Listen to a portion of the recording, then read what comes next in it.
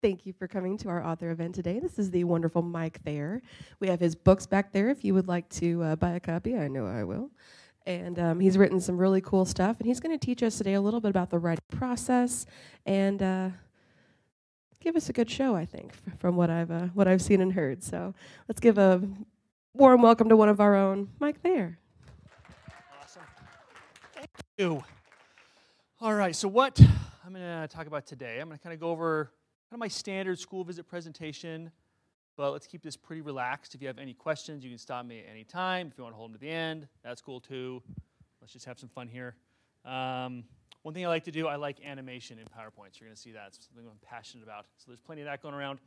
I will talk today about creativity and the hero's journey, both kind of in literature and in life, kind of why it applies in the books we read and the movies we watch, and then why it applies in life. So real quick, kind of a little bit about me. Kind of a lot of things. I describe myself as a proud father, a lucky husband. I got 3 of my kids here today. My wife is out of town. Not that she's avoiding me, but I'm a passionate author, viral blogger, a decent impressionist. I like doing cartoon voices and accents. You'll see a little bit of that. I work into the presentation. I take requests. Sometimes school visits just evolve into, can you do this cartoon voice?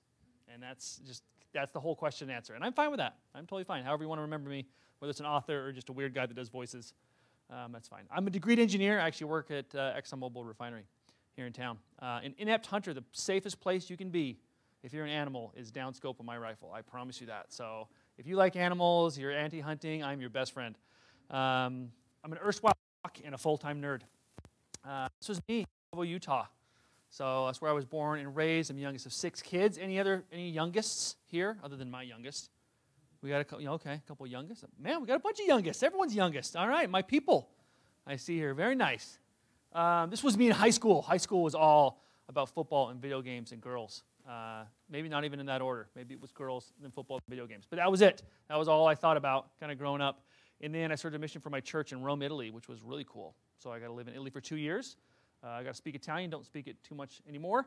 Then I went to BYU and, like many authors, got a degree in chemical engineering. So my dad was actually a creative writing professor at BYU for over half a century. So he taught a lot of fantasy authors, actually, Orson Scott Card and Brandon Sanderson and Brandon Mull, all former students of my dad, which is kind of cool.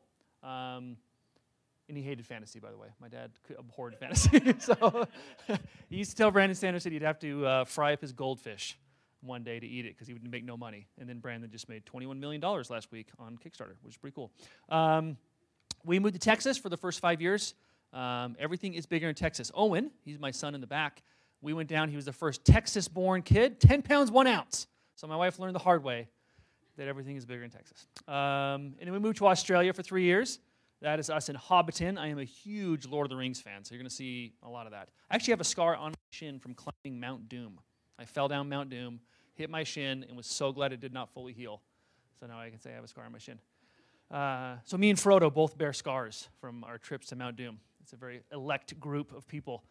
This is my family. This was, we got on the cover of like Billings Weekly or Rimrock, whatever, and this was the picture. The photographer was extremely nervous about all of the Lord of the Rings weaponry.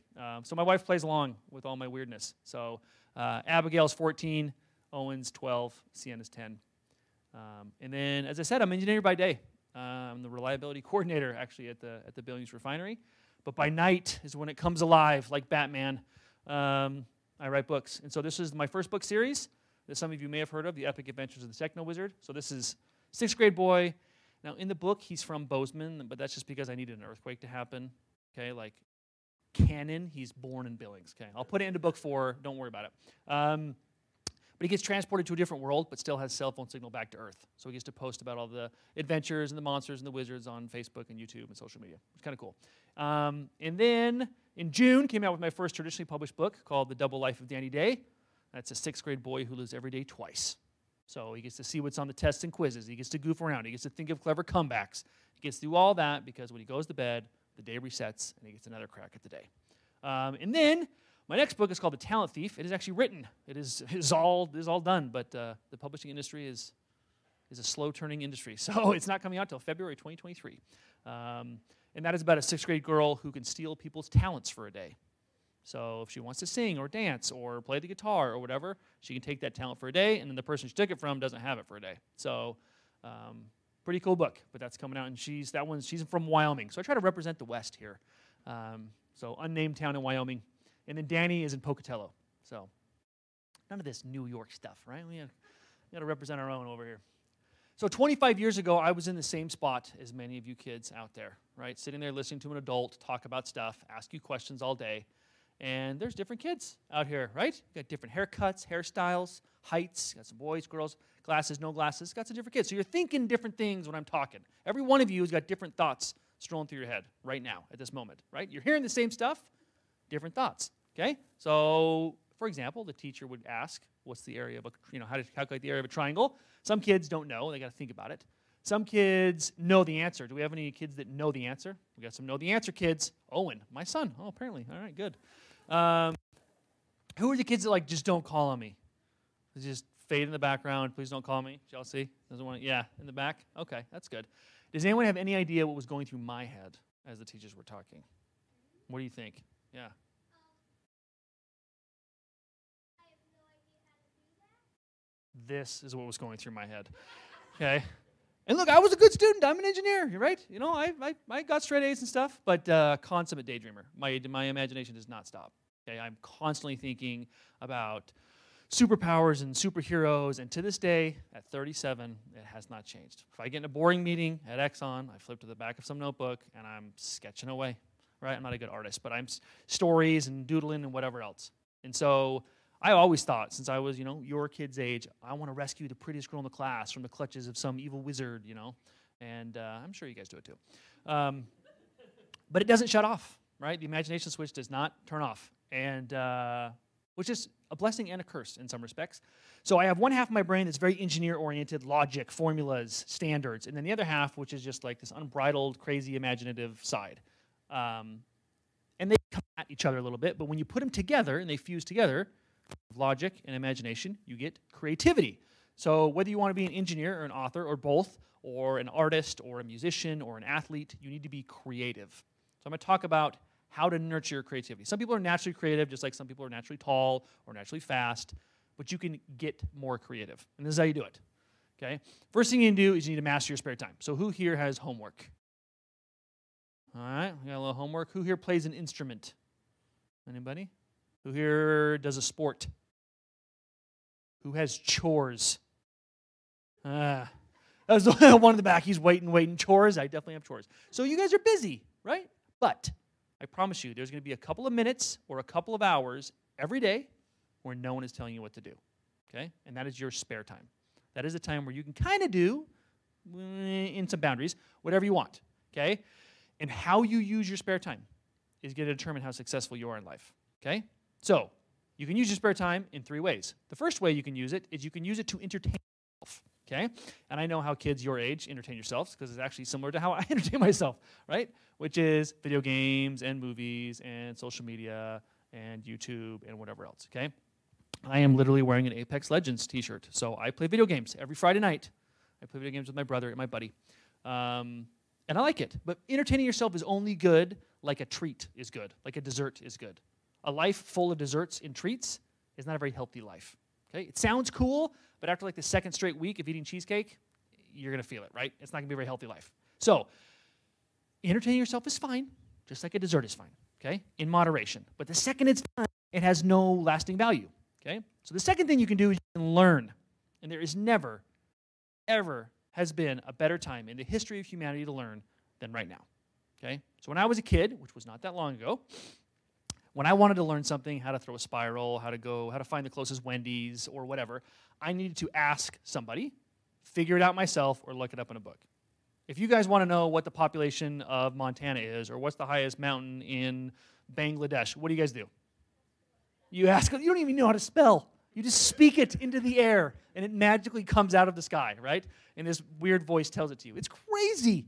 You can learn how to do anything, anything. I learned how to fix my furnace, looked it up on YouTube, right? Installed a shed in the backyard, looked it up on YouTube. It's crazy, the stuff you can learn. So if you want to start getting a skill, like my son has recently started coding video games.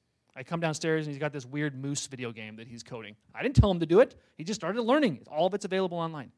So don't wait for a class in college. Don't wait for a class in high school. If you want to learn how to do something, start now. The challenge 50 years ago was access to information. That's not your challenge. That's not our challenge anymore. Our challenge is we have too much information. It's the really cool, important information about how to become an engineer is right next to the information about the next season of, whatever show we want to watch, or whatever the next video game or app is right there. So it's distraction. That is our challenge. The third thing is even cooler than learning, and that is creating. So that is taking the things we learned, the things we got in our head, and willing something into existence. So as I said before, every one of you has different thoughts in your head, right? You have different things you can only create, and only you. So lots of people can write books, but only I can write this book, and only I can write this book, right? Because no one else is going to write that exact same book. So inside every one of you is either a story or an invention or something that only you can create. And if you never create it, if you spend your whole life entertaining yourself, the world will never see it. That is a sad thing. Okay? So spend your time learning and then creating, and that's how you leave your mark on the world. Okay? That's how people remember you. The movie Coco, if you guys remember the movie Coco, they talk about like people, the second they stop remembering you, that's kind of when you fade away. And that's a sad thing. But if you leave creations behind, you're kind of immortal. It's kind of cool. Think about the awesome stuff from centuries and centuries ago. We still talk about them. They're still in our textbooks, right? We still go see the things that they create, and the world will never, ever forget those people, which is really, really cool. We can be some of those people. So here's the secret to success. It's a couple of big words, but whatever you do, here it is. It is to develop a productive obsession. So what does that mean? We're all kind of obsessed with some things. Sometimes they're not very productive. Like I have been obsessed with video games at certain parts of my life. Not super productive, right? But then I've been obsessed with, a project in my house or maybe writing a book, and that's productive. That ends up with creations. So that's cool. So no one is telling you what to think. Where does your mind go? That's kind of what you're obsessed with, right? In some respects. So to develop this productive obsession, even things you like to do eventually get hard. I love writing books. Writing books sometimes is a slog, right? You get writer's block, or you're in this one scene, you got to trim it down, or your editor told you have to take out all this stuff, and you're like, ugh. And if you're not passionate about it, you'll stop. Because you know what is always waiting there for you? Fortnite. It's always there. It doesn't require very much effort, and it's just waiting for you. Right? The second something gets hard and you go, I'll play a quick game of Among Us. Oh, I'll check Reddit a little bit. Oh, whatever. Okay? I know Among Us is so 2020. But that's why you need to be obsessed with something, because when you're not obsessed with it, you'll stop.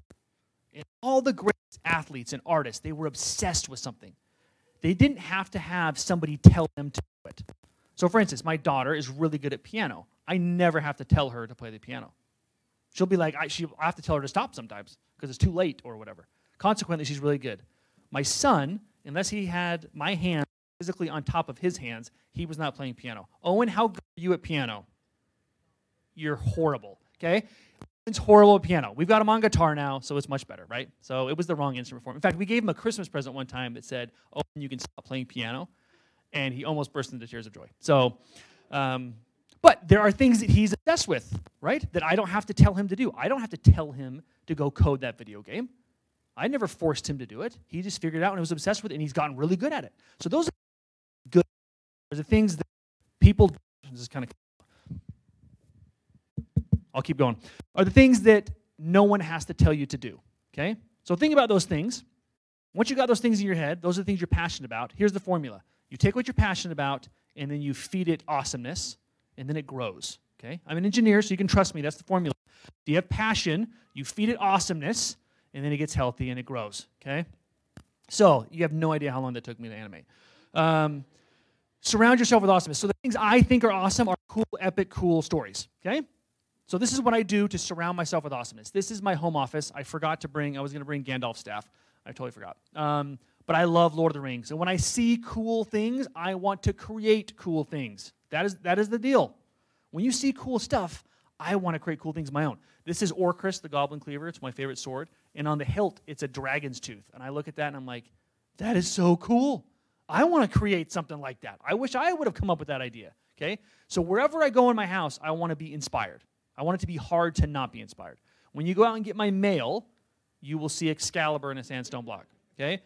Was Excalibur always in a sandstone block in my house? No, okay? It was not. I saw the sandstone block. I was like, we really need an Excalibur. I have a very patient and accepting wife. Rented a big drill. There was no do-it-yourself Excalibur tutorials online. There is now. And I put it in so when my daughter's mowing the lawn and I check on, she can look to that and be inspired.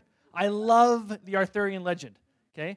My neighbors think I'm a bit odd, but that is totally fine.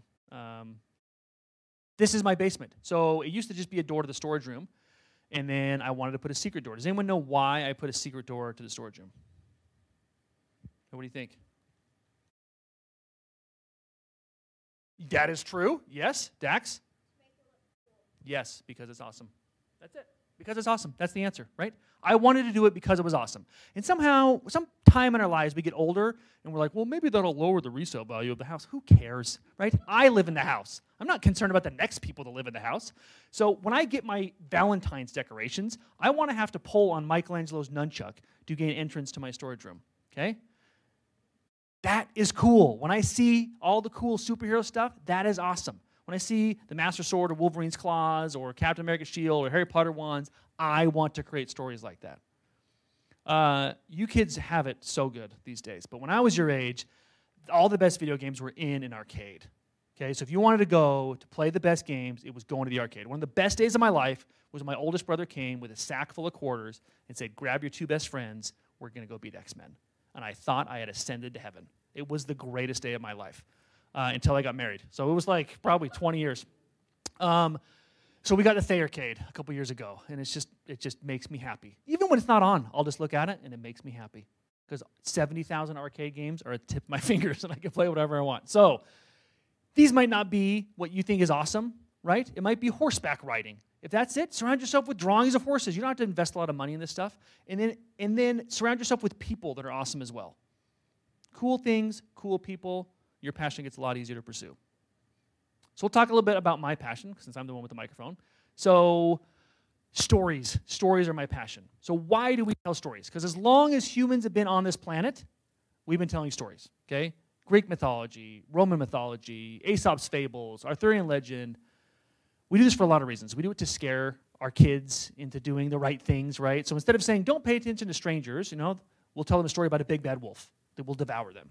Okay? And that's more powerful than just saying don't pay attention to strangers. To escape from stress, to caution our kids, to explain things, to pass down knowledge, to teach life lessons, all sorts of things. But what is the difference between a book, a textbook, and a story? Because I have seen and read a lot of textbooks, especially being an engineer, and I will read a textbook because my grade depends on it, and my job depended on my grade. So my job kind of depends on this test, and my life depends on this job. So this is an important test. And I am poring over this stuff, and I understand it, and I ace the test, and the second I do it, I forget everything. And you're like, but it was so important. But then I remember a story word for word that my dad told me when I was 5. So why do I remember that story, and I forget everything that's in the textbook? So does anyone know when Columbus came to the U.S.? What date? Dax? 1492. And when I want that information, my brain does not go to dates. It goes to rhymes because Columbus sailed the ocean blue in 1492. So you just have a little emotion attached to that bit of information. It's fun. It rhymes. Okay? And then you remember it for the rest of your life. I've never quizzed on it. My job never depends on me remembering when Columbus showed up in the States. Okay? But that's the difference, is that numbers share logic and stories share emotion. And my number one goal as a storyteller above all else is to play with your emotions.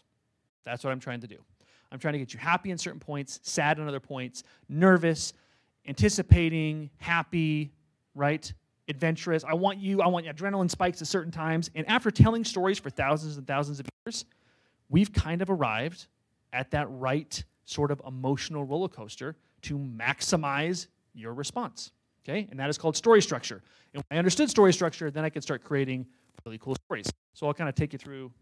Oop, I hit the HDMI cord. There you go.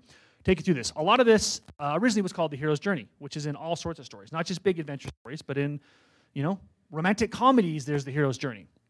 This is one of my favorite, as I said, Lord of the Rings, no secret there. And that's basically heroic adventures where someone is called to action, they overcome adversity, they become a hero, they obtain victory. Okay? And the bigger the sort of thing and conflict they have to overcome, the bigger the hero. And then, as my good buddy Brandon Mull says, conflict equals opportunities for payoffs.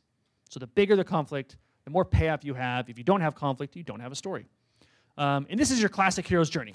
Okay? You start in the known, you cross into the unknown, you change, you come back victorious. Okay?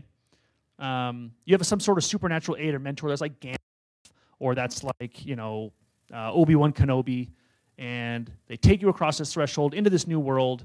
You have helpers, Ron, Hermione, or like Harry's helpers, and then you have challenges. Then you have to change in this what's called the abyss. You change, you still have to overcome doubt and temptation. You would do eventually, and you return. Everything's great. The way I look at it is a little bit differently. So I take that, I unzip it, and I have this. Okay? It looks weird, but every story ever made on screen or on the page follows this. Who has been on a roller coaster? All right, a lot of roller coaster fans out there. If the roller coaster stayed flat and with the same speed, how fun would it be? Pretty lame. That's called the freeway, right? That's getting on the freeway. What's weird is you go faster on the freeway to get to the roller coaster than you do on the roller coaster. Why aren't we going 90 down the freeway?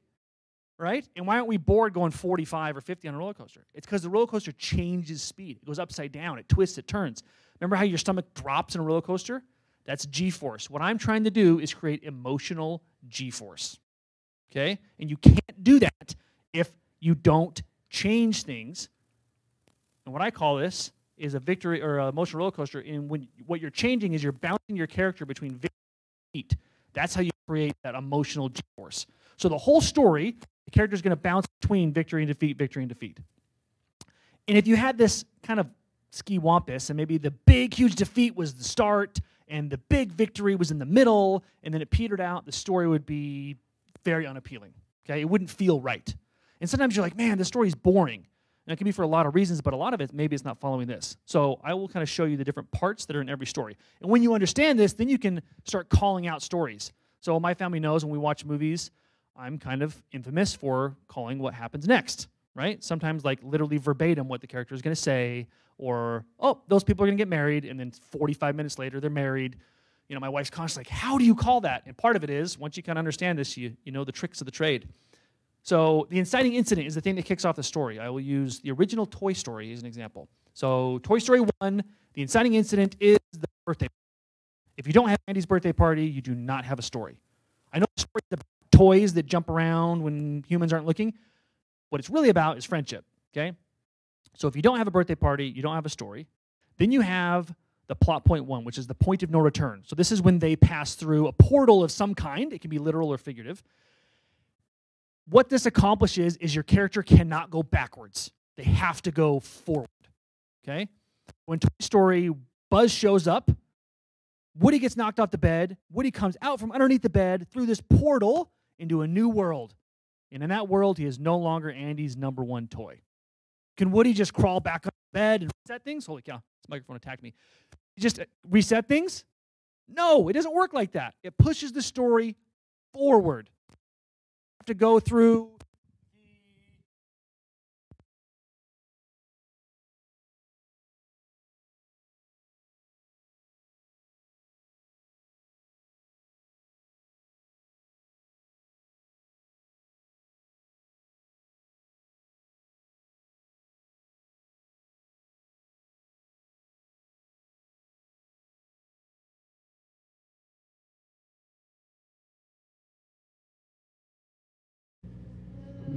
they're playing Fortnite. That's what they're doing, right? Because Fortnite is always there. Fortnite is never not there, okay?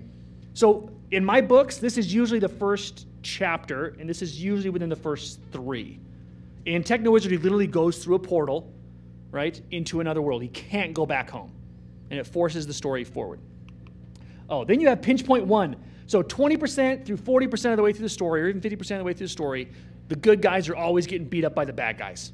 Always. Every Marvel movie, every DC movie, every cartoon, everything you watch, things are going wrong for the main characters here. You need to introduce a lot of conflict, okay?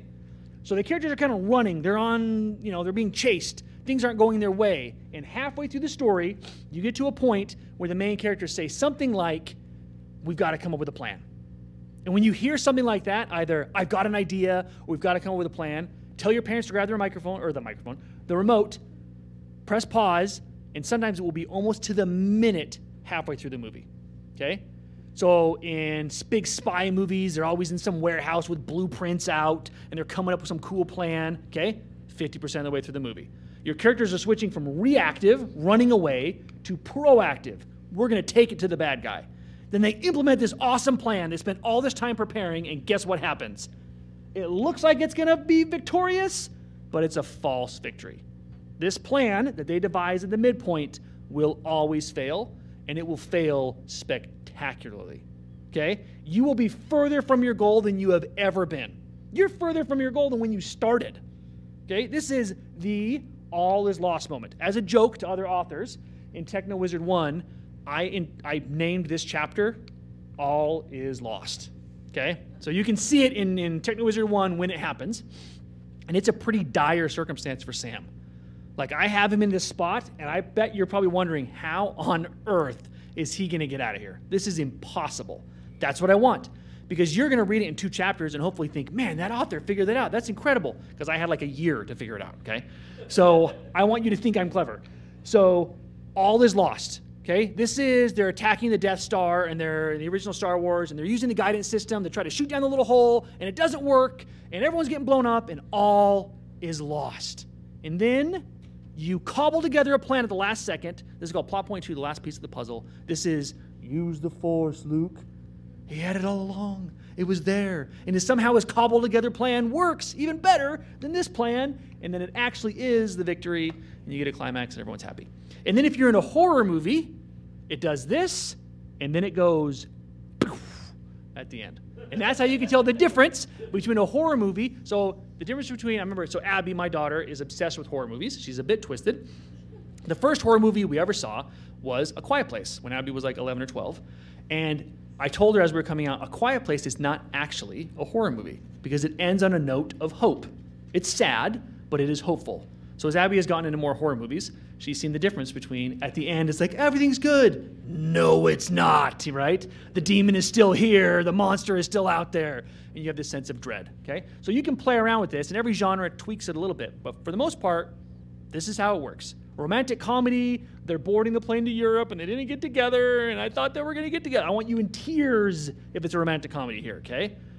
If it's an adventure, I want you worried, okay? All is lost. And then I want the strongest emotional G-force turn, screaming up here, and then everyone's happy, okay? And then they get married. Sienna is my lovey child, and she's like, Dad, are Sam and Roanna going to kiss in this book? They better kiss. So when that kiss scene finally comes, it will be directed by Sienna. So hero's journey in life. So why does this resonate with us so much when we see it and we read it? Part of it is because our life is hard, just like life is hard for the characters we see and read about, okay? There's pandemics, there is wars. Like, I wrote this 2 years ago, and since I wrote this, we got a lot of war, and we had, like, the very first 2, war and disease. I wrote that before the pandemic and before the Ukraine war. Like, this is crazy. Life's hard. We have a lot of things that can go wrong, okay? And they go wrong all the time. But when we see characters go through these things, we think, maybe it's okay that I'm going through these things if they're going through these things. And then if they overcome those things, maybe I can overcome these things as well, okay? So we are all on our own hero's journey. It may not be as glamorous as like Harry Potter, but we all are on our own hero's journey. So we got to think, what are our conflicts? Who are our helpers? Who are our supernatural aids? Do we have someone in our church that's a good mentor, or a coach, or a teacher, or a librarian, or an aunt, or an uncle, or a parent, or a friend? And then eventually, what is our reward? So conflict equals opportunities for payoffs, just like in stories, okay? So if you don't have things going wrong, you don't have a cool story. So when I get together with my buddies, and we get together, and we laugh so hard that our stomachs hurt, what kind of stories are we talking about? Not when things went right, We're talking about when things went wrong. Remember that time we were 13 years old and we did this and it all went, right? That's the stories that make us laugh, okay? So when you're going through hard times, I know it's hard to think about in the moment, but a lot of times if you can sit there and be like, you know what? I know this stinks right now, but this is going to be a really cool story one day. And a lot of times it will be. You just got to get through it. I had this weird thought. I don't know if anyone else has this thought. If I had an imaginary audience and I was the main character to a show, how would my imaginary audience be reacting? Would they be cringing? Would they be hopeful? Would they think my life is an adventure, a romance, a tragedy? And then I'm like, okay, I think I'm the hero, but what about in my kid's story? What role do I play in that? Am I the bumbling, dumb dad? Am I, the plucky comic relief? Like, what do I play in other people's story? And I think most of the time we think, well, we're the hero. That's the only roles we can play, is the good roles. But you know who else thought he was the hero? This guy thought he was the hero, okay? In fact, every villain, every best villain is the hero to their own story. When the villain is bad just because the villain is bad, that's kind of lame. But when the villain is bad because they have a reason and you're like, I can kind of see that reasoning. That creates a cool story, okay? So think about it. In other people's lives, what roles do you play? Are you the helper? Are you the mentor? Are you the friend? Or are you potentially the villain? If you are, try not to play that role. So here is if you want to talk about how do we really pull the reader into a story, it is show, don't tell. It's one of the most classic writing advices of all time, and it's also really, really good life advice. So first I'll go through it from a writing advice perspective, and then from a life advice perspective. So if you have a scene and you want to pull the reader in, let's say the scene is a guy goes into a kitchen, the kitchen's dirty, and he's disgusted. So if I tell you that, I say, Bob was disgusted by the filthy kitchen. That is a very textbook way to relay the information. You understand what's going on, but you don't care about what's going on. It elicits zero emotion in all of you. So let me show you what it is now. Bob covered his nose with his shirt as he walked into the kitchen, but still gagged at the stench of rotting food and mouse droppings. He inched toward the sink and nudged a plate of old macaroni and cheese, a green moldy fuzz covering the noodles like a second sauce. I heard it. Ugh. There you go. That's the magic of storytelling. If I show it to you, I get an emotional reaction out of you. If I tell it to you, I get nothing. Now, should I show everything in my book? No. If there's a scene that's not that important or a detail that's not that important, I'll just tell it to you.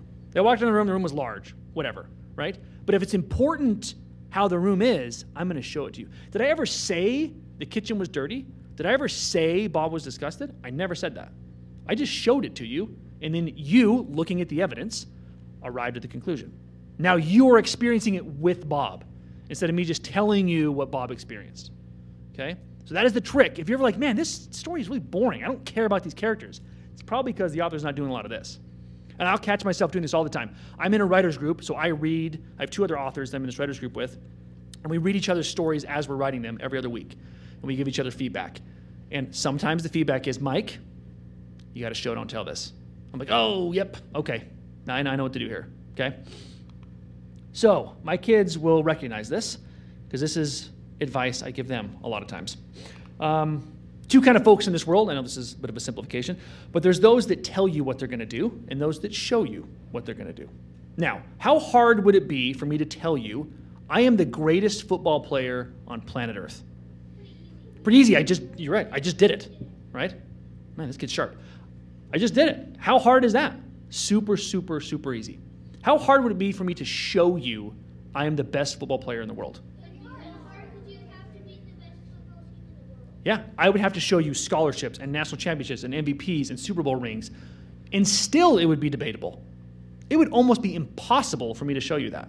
Super, super, super easy to tell you it, almost impossible to show you it, okay? The temptation in life, especially kind of at your age, is to want a shortcut to the cool stuff. So I'm going to tell you, oh, I'm your best friend, without showing you I'm your best friend. Because if I can get you to believe that, then I don't have to go and worry about showing you that, right? Then it's a shortcut. I'm super cool. Then it's a shortcut. I don't have to show you, right? That's where talk is cheap comes from, if you've heard that phrase before. Because talk is cheap. It's really, really easy to just talk. So telling is easy, showing is hard. Telling is quick, showing is hard. I love the violin. Right, by the way, the worst people of this on planet Earth are writers. I love writing. How many books have you written last year? Oh, I'm still thinking. Okay, well, you don't actually like it, right? It's easy to say stuff. People like the idea of being an athlete or being a musician or being an author, but a lot of times to show it is really, really, really hard. Why? Again, because Fortnite is always there. Telling lacks power, just like Bob saw the kitchen and was disgusted. That lacks power, right? Showing is impactful. So what goal do you talk about that you never actually do? Mine would be to get my old high school six-pack back, right? Talk about that all the time. Do I do it? No, I do not. Because why? As a 37-year-old, it is almost impossible. If you've wronged someone, so if my kids come up to me, I'm sure they've heard this 150,000 times. Dad, I'm sorry. And children, what do I tell you? Show me, don't tell me. Okay? Now, do I like hearing it? Sure, it's nice. But most of the time, if I get caught doing something bad, what's your reaction? Oh, sorry, blah, blah, blah. You'll just say kind of whatever you need to say to get people off your back. Because that's a shortcut to being okay again. That's telling.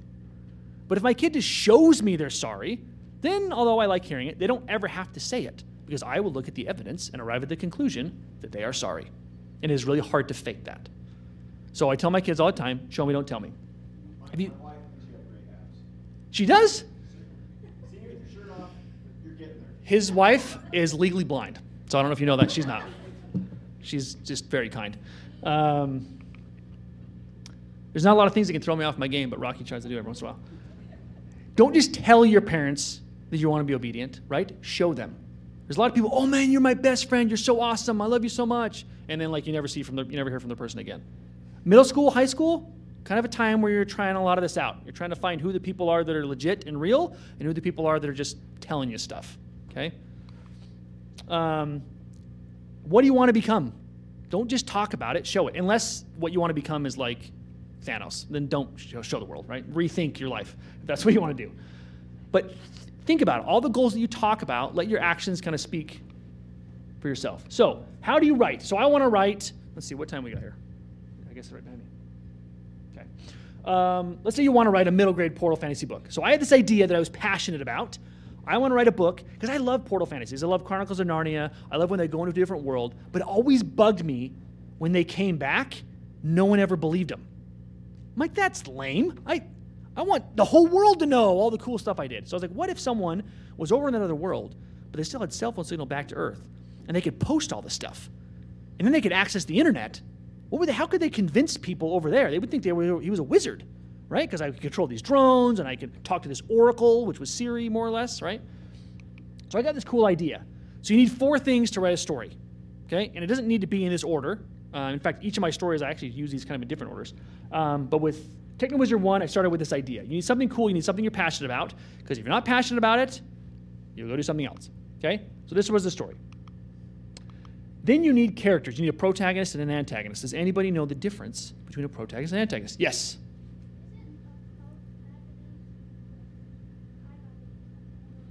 Owen? Okay. Okay, so 90% of the time, Owen is correct. Protagonist is the main guy, and the antagonist is the bad guy. But here's an example that will show us that there's kind of a better definition. So in Toy Story, the protagonist is, Toy Story 1, the protagonist is Woody. Okay? This is the main character who wants something. What does Woody want?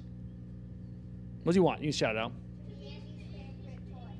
Yep, Andy's #1 toy. Who stops him from getting what he wants?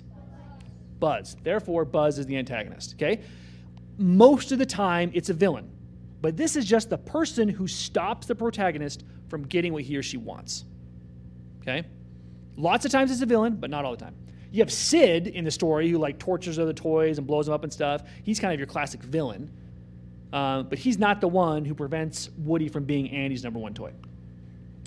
So you need conflict. As I said before, you need something to go wrong. If nothing goes wrong, you do not have a story, okay?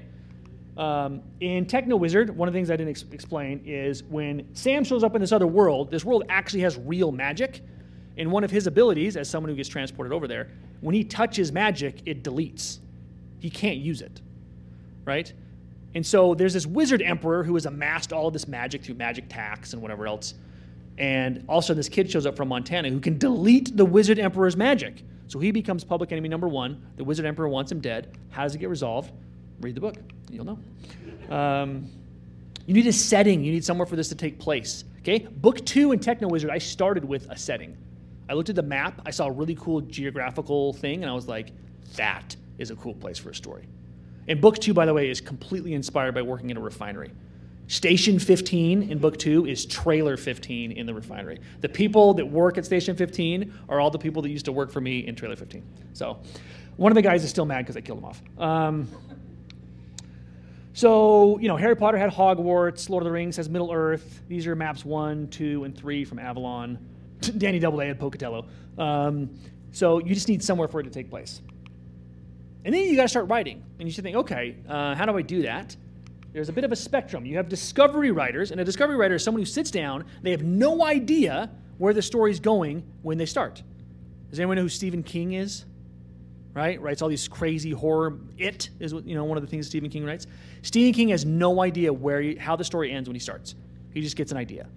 So demon clown terrorizes kids when they're young, comes back 27 years later, does it again. How does that end? I don't know. We'll figure it out. And he just starts writing. So his first draft is a mess. Although after 90 books, he's probably got it figured out pretty good. But first draft is pretty rough. Probably not even readable. Because he might switch stuff halfway through the book. He might be like, you know, the main character should be a girl. And he could switch it in middle of the draft and not even go back and change it until the second draft. And then you change it and make it better, make it better, make it better. On the other hand, you have people like Brandon Sanderson, who is an outliner. Brandon will sit down, and his outlines sometimes are 100 pages. That's 30,000 words. It's crazy. That's the length of some books.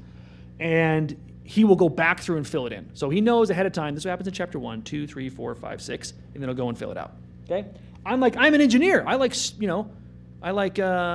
standards and processes and procedures. So I thought I was going to be way more of an outliner. In reality, I'm probably a little bit on the discovery end of things. I will sit down and outline my whole story. I will outline the what, but I do not know the how until I sit down and actually do it. So what happens? Characters go into forest, fight monster, defeat monster. How does that happen? What does the monster look like? I got no clue. I'll figure it out as I do it. And that's a lot of the fun part of writing. So even though stories seem different, a lot of them have very similar structures. So let's take 2 of the biggest, most popular franchises of the last 20 years, Star Wars, Harry Potter. If you just change a couple of words, they're the same story.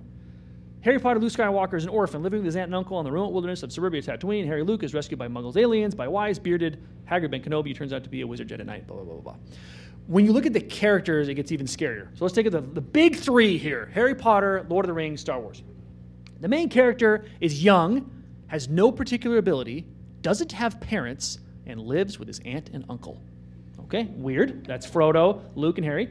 Has an old, wise, white-bearded mentor who wears a robe and is a wizard. Okay? It's Gandalf, Obi-Wan, and Dumbledore. This mentor doesn't just die. He sacrifices himself, dies willingly, and comes back glowing white. Okay? Super weird that happens every single time. Again, dies willingly. All of them died willingly, if you think about it. Crazy. The villain used to be the main character's or the mentor's friend, betrays them, a lot of times is responsible for their death, but might have a little bit of good still left in him.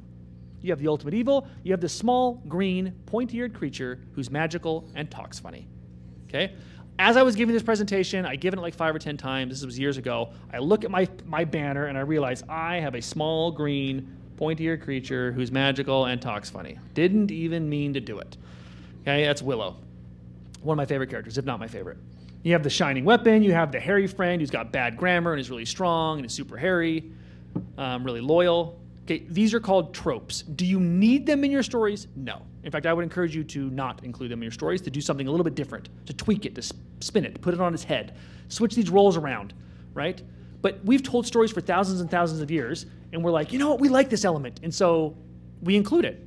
And we don't even realize that we're not necessarily stealing, but copying from somebody else, and it just does it again and again and again and again, and you have what's called a trope. Okay? So know what they are. Once you really know what they are, then you can tweak them and play with them, and it's awesome. All right, we're almost done. You can ask me any question you want to. There are a lot of different ways to bring your characters to life. Okay? Writing, you can do movies and shows. Another way is through audio. So I do my own audiobook for the Technowizard series. And I love doing voices and accents. And there's 4 different things you can do to your voice to create different voices and accents. You can change your pitch, you can change your accent, you can change your rhythm, or you can add a quirk. So these are just some of the ones that I do randomly around the house as far as cartoon voices and accents.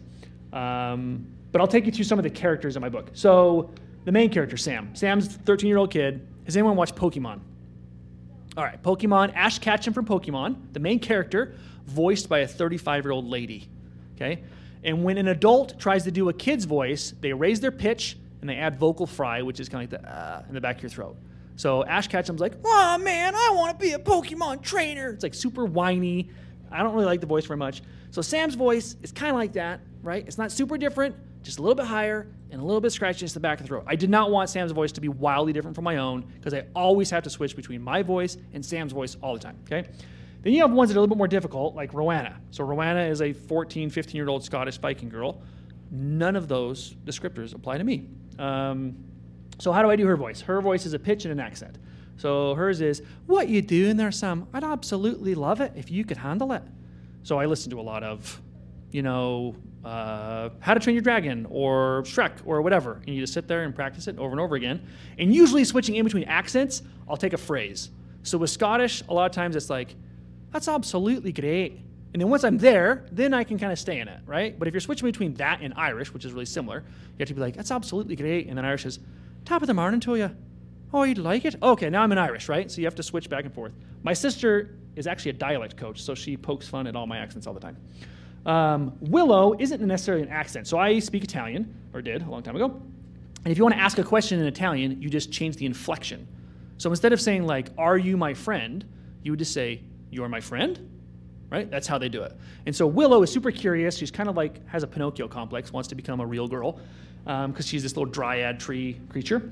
And so everything that she talks about is a question, even when it's not. So hers is just a little bit more high on a pitch, and then her rhythm is all over the place. So that's Willow's. Cornelius Thompson IV, so he's basically a medieval cowboy. So for Cornelius, so I lived in Texas for 5 years. If you go to like downtown, like Houston, people don't talk like this. You step foot 20 miles, 10 miles outside the city, everyone sounds like this. It's crazy. So every time I go up to the drive-thru, my kids will usually yell out an accent for me to order the food in. So Burger King, which is no longer open, I saw today, we were going to Burger King. This was like Christmas Day, Christmas Eve one year. So we were ordering food, and I decided to order in this accent. The guy at the window has the same accent as me. He's like, hey, man, where are you from? I'm like, I'm from Texas. Where are you from? I'm from Tennessee. So we start talking like we're just best buds. So we're talking, hey, man, pull up the second window and get you paid. So I'm pulling up, and Sienna in the back says, Dad, why are you lying to that man? And I was like, whoa, we are sharing a moment as Southerners, Sienna. Stay out of the way. You're Texan. You should understand this. So I will say that. So his is basically an accent, and then I lower it down a little bit and add some like scratchiness to the back of the throat. So that's Cornelius Thompson IV. So this is a character, Heinrich Schneider, in my book. So it's this advanced form of Siri. Originally, it was kind of like Jarvis, but I couldn't do that because that's copyright infringement. So I had to make this character something different. And I said, what do I want to make this character? I want to make this character German because I want to do a German accent in the audiobook.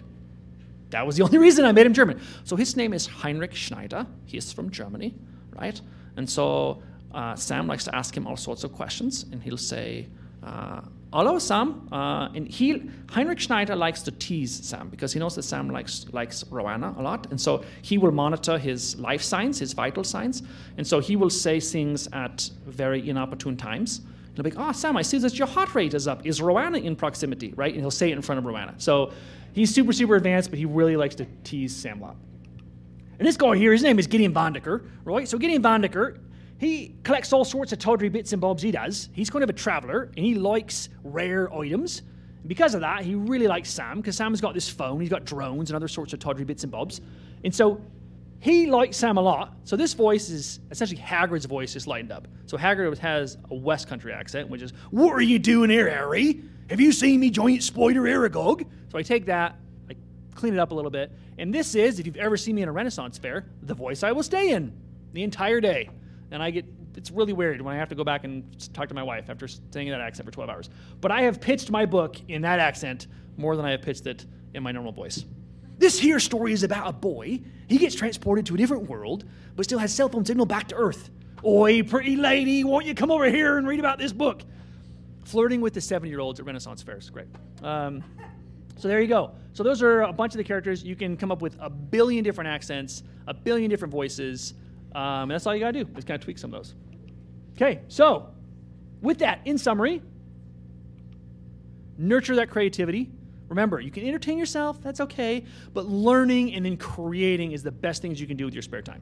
So think about that. When you go home tonight, spend time tomorrow, maybe on Sunday, or in the evenings after school, how am I spending my spare time? Develop that productive obsession. Surround yourself with awesomeness, no matter what you think is awesome. Being a good storyteller is about taking your audience on an emotional roller coaster. And then be the hero in life you read about in books and show the world what you want to become. Okay? Don't just talk about it.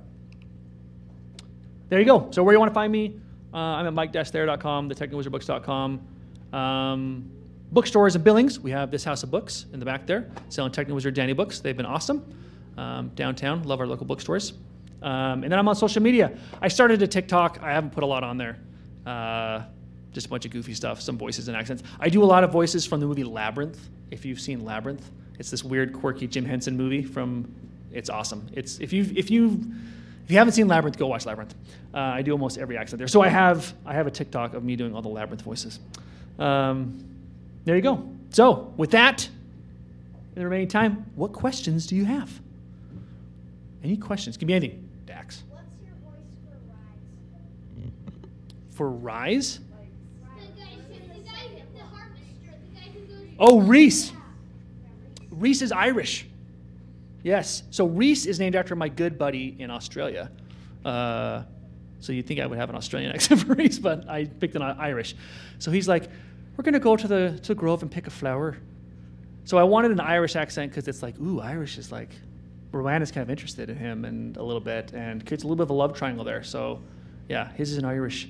And with a lot of these accents, so again, if someone drew a caricature of me, they would have the nose super big, I'd have no hair at all, right? And you'd be like, that looks exactly like Mike, but it doesn't look exactly like me, right? That's what I'm trying to do with an accent. My sister, who's a dialect coach, her accents are realistic portrayals of accents.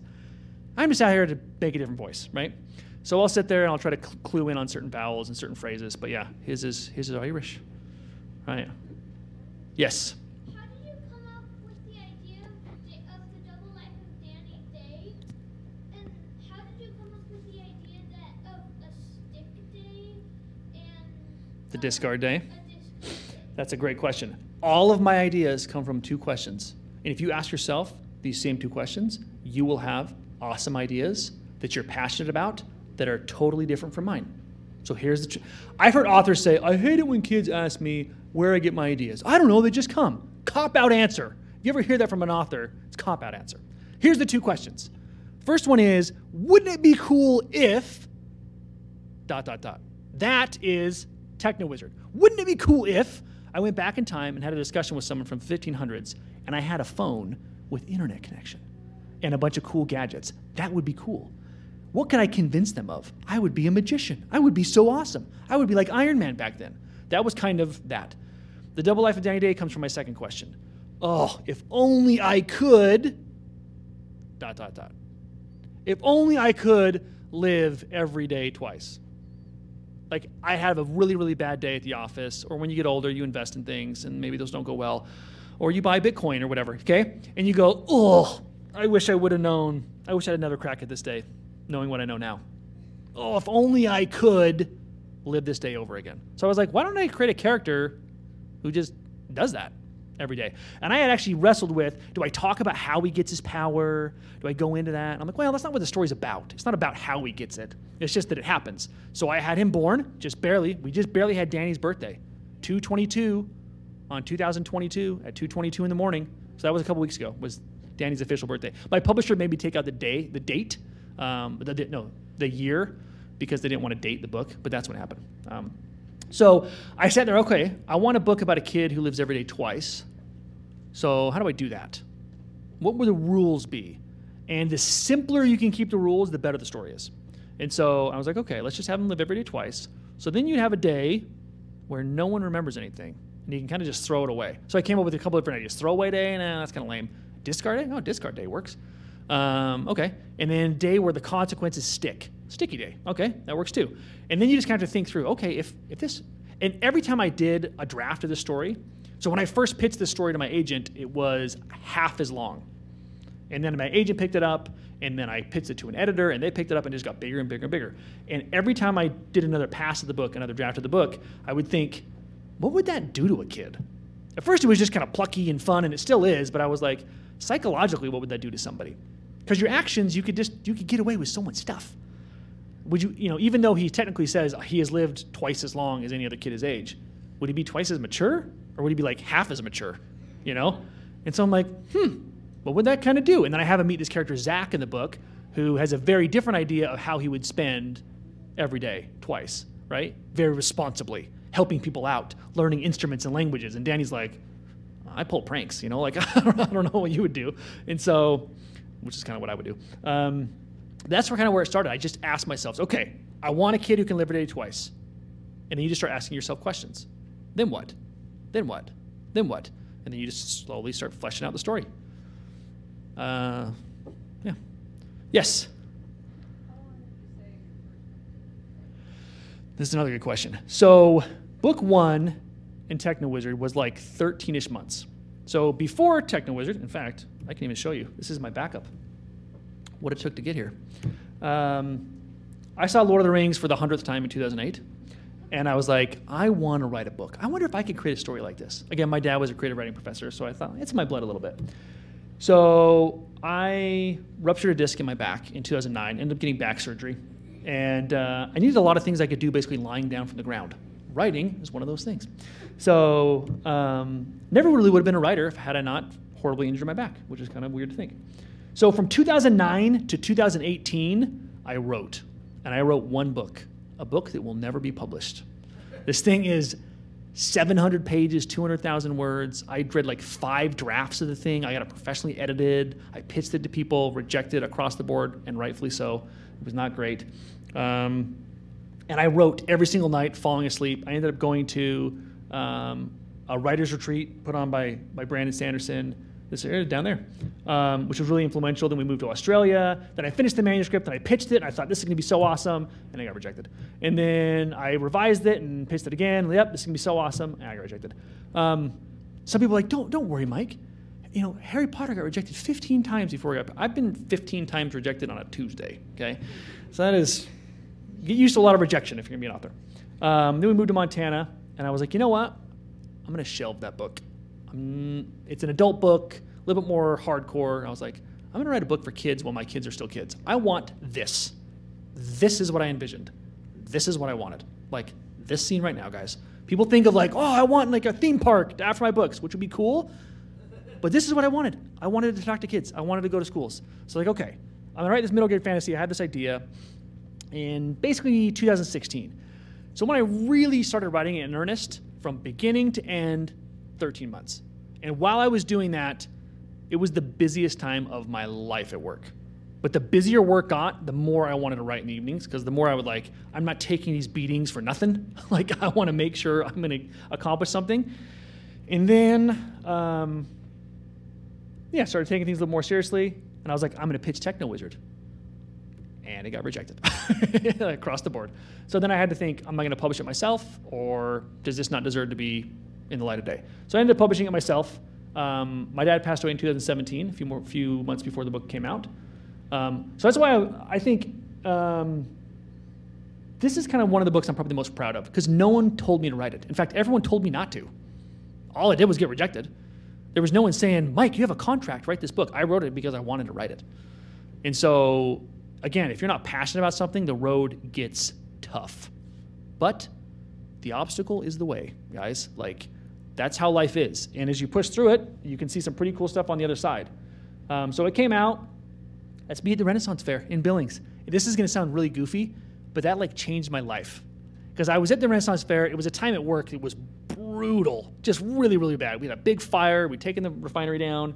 And I went to the Renaissance Fair. And for 2 days, people just kind of showed up and were just goofy and happy. And I was like, I need more of this in my life.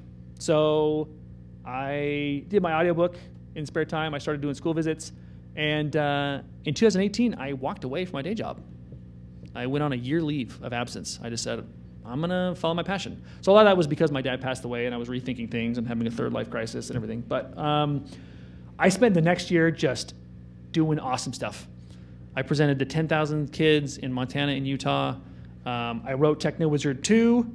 I wrote, and then Technowizard 1 got some recognition, which was cool.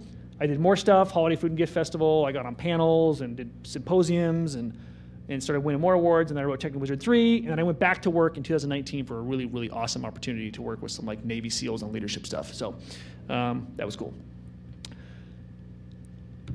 But an interesting thing too is in between books 2 and 3, I wrote Danny Day. And that was a total throwaway idea. Technowizard 2 is being edited. And my wife goes, because I wasn't working full time, she goes, so you got any other ideas? I was like, yeah, I got this idea. This kid lives every day twice. She goes, well, write it. So I wrote the first draft of Danny Day in 3 weeks.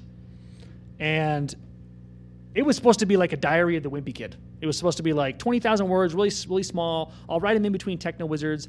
I got a trillion ideas for Danny Day books. That's how it's going to be. And I was like, let me just pitch it to agents.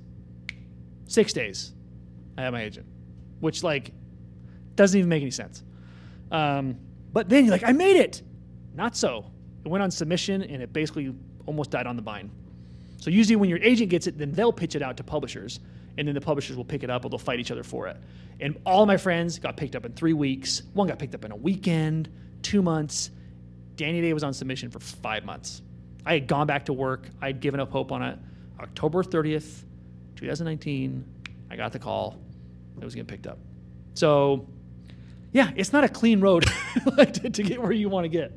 And then I got the book deal for 2 books from Macmillan, and here we are. So that is a long, long question, but I just had the slide, so I have to show it. So 13 months to write that book.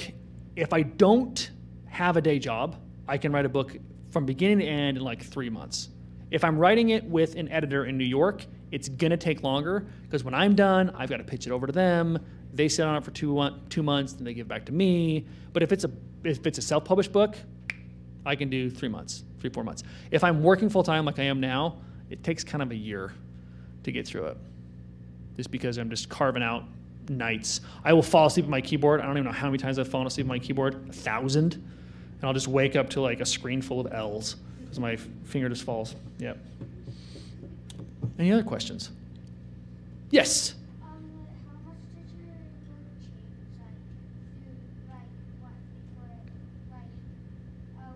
the end? That's a great question. So I'd say the book that changed the most was the one that hasn't come out yet, The Talent Thief. If you read it before the editor and after the editor, you'd be like, okay, that's basically the same book. What my editor will do is my editor will say things like, she's actually never had me cut very much. She's always had me add stuff. So she'll be like, I want the relationship between the dad and Danny to be much more prominent. Okay, I'll put a chapter in or another scene. This thing needs to happen much earlier in the book. Oh, okay. Okay, how do I do that? And then I'll unzip this thing and put it there. So it does not drastically change, but you will definitely notice differences between what the editor says and then what I ended up doing in the end. Actually, I mean, some changes are just from comments from my buddies. So I have this writers group that gives me feedback. I was just about to click send to send it back to my editor. Danny Day was done, and my buddy goes, Mike, the ending doesn't work. I was like, what are you talking about? The ending doesn't work. I was like, the ending's brilliant. Of course. I wrote it. Why wouldn't it be? And he goes, nah, man, it doesn't work because of this, this, and this. And I was like, oh, no. I was like, you're right. And so we took 5 minutes, and he's like, I think we got an answer. And then I swapped the ending around. Didn't do big changes, but it was enough. And then, like, literally the day before I submitted to my editor. So Danny Day's ending was, like, at the buzzer. I put it in, and I'm so glad he said it. So every once in a while, you get stuff like that that just works, and it's awesome. So hopefully I haven't missed stuff like that. Opportunities. Yeah?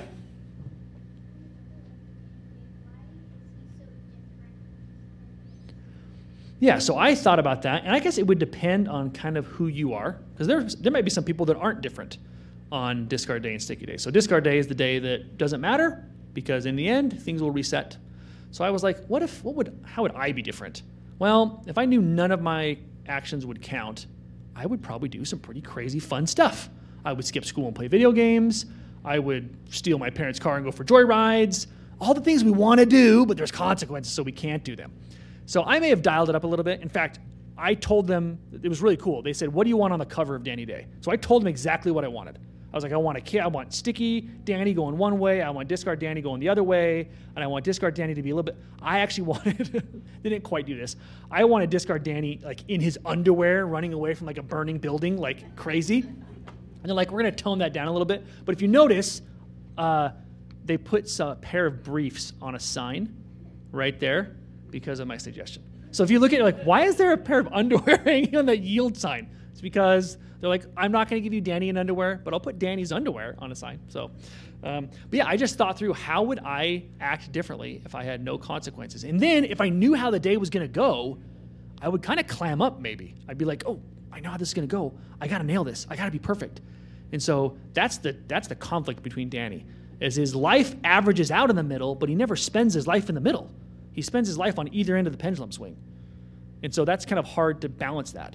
And then through his buddy, he kind of learns how to do that, hopefully. Any other questions?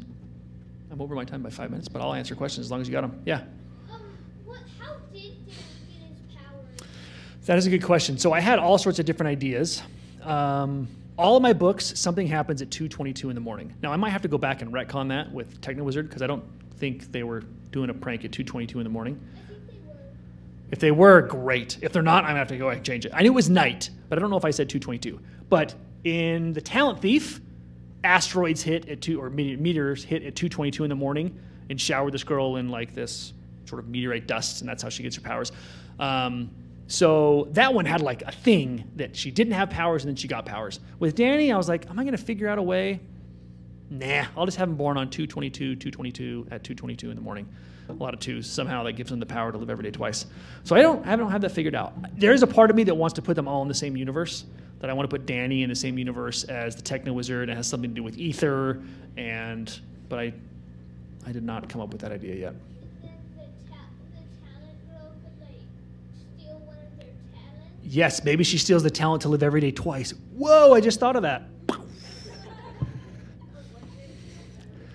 That's the problem, though, too. If it was self-published stuff, I can do whatever I want. With nationally published stuff, you got to get ideas passed by people in New York, and they're kind of boring sometimes. So don't tell them I said that. But that's why I like it. I like this as Technowizard is an unadulterated playground of Mike Thayer's brain. This is not controlled by anybody or anything, which is pretty fun. So, any other questions? If not, thank you so much for coming out. You didn't have to come out, and you came out. So thank you. Awesome. If you don't have a book and you want to buy one, make sure you do. And if you have a book you want it signed, come see me. I'll be on the back table.